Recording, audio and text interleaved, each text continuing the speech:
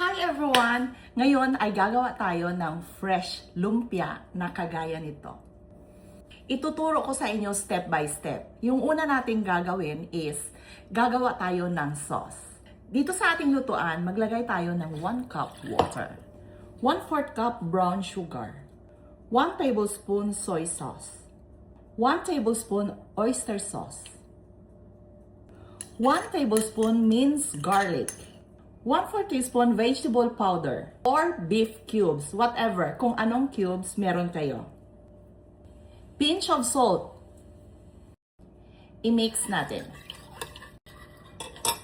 Dito sa ating cup, maglagay tayo ng 1/4 tap water. Lagyan natin ng 1 tablespoon cornstarch. I-mix natin. Okay, so lutuin na natin ito. Hintayin natin hanggang mag-boil. Ayan, nag-start na siyang mag-boil. Ito na yung ating cornstarch na mixture. Dahan-dahan lang natin ilagay para matansya natin yung gusto nating consistency. Huwag bigla. Dahan-dahan lang.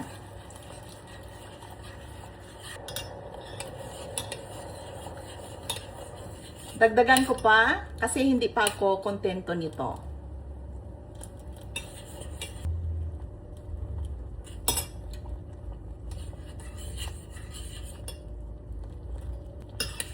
Ibuhos ko na lahat.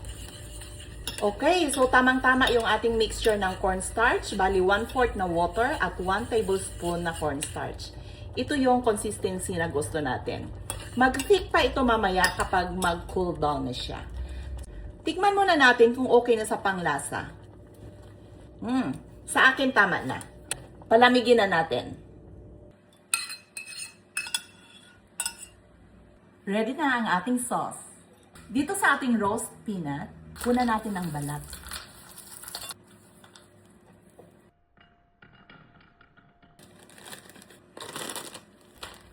Dikdikin natin.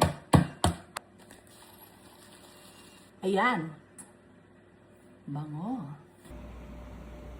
Para sa ating fillings, meron lang tayong ground beef, togi, carrots, bell pepper, then, ito yung sa Chinese petchay sa punuan banda. Yan. Tsaka, meron tayong sibuyas at ahos. Okay, so mag-start na tayo. Ilagay na natin yung ating garlic and ang ating onion.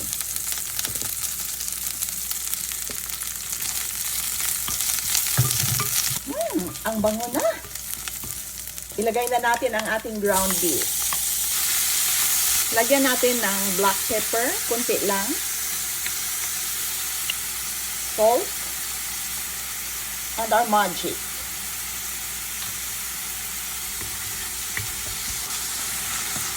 Ilagay na natin ang ating carrots. Ma-mix na natin mabuti. Ilagay na natin ang ating togi. At yung ating Chinese petchay, red bell pepper.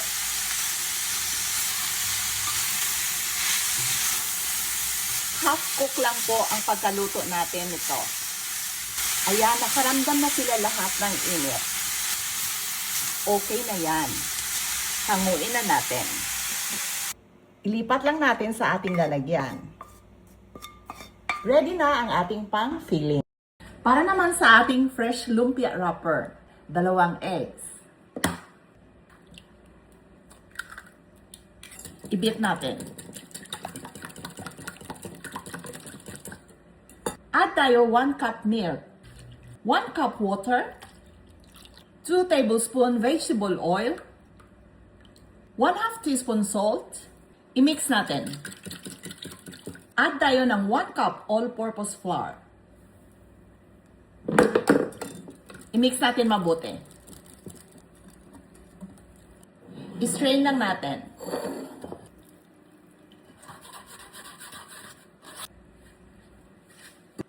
Ready na to. Lutuin na natin. Tara.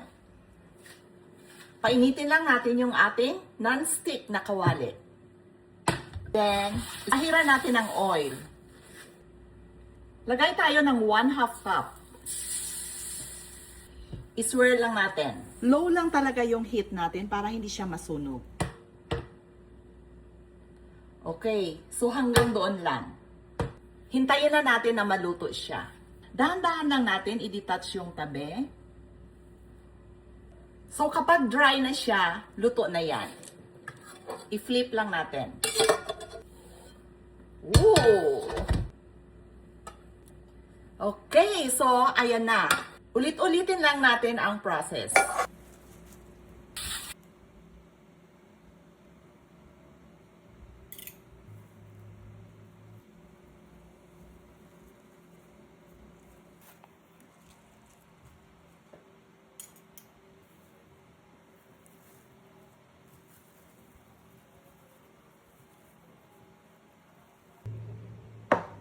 So, ito na yung finished product natin.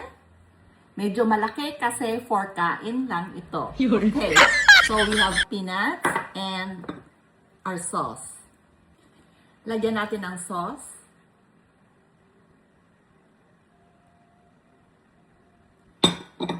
And lagyan natin ng peanut.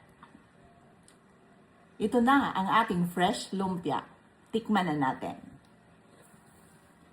Ito gusto ko. Kamayin ko lang talaga siya.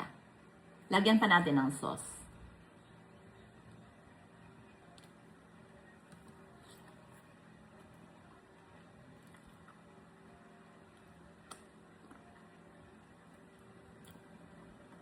Sarap.